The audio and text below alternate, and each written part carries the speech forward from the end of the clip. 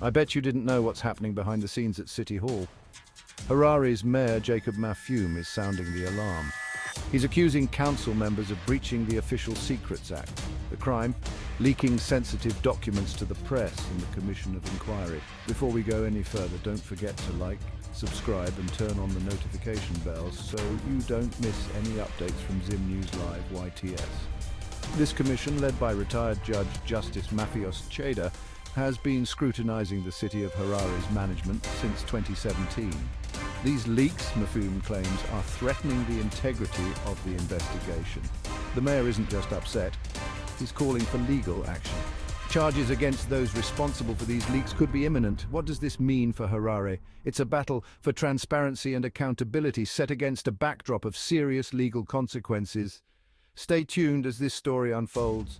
#City officials exposed. Don't forget to leave your comments down below.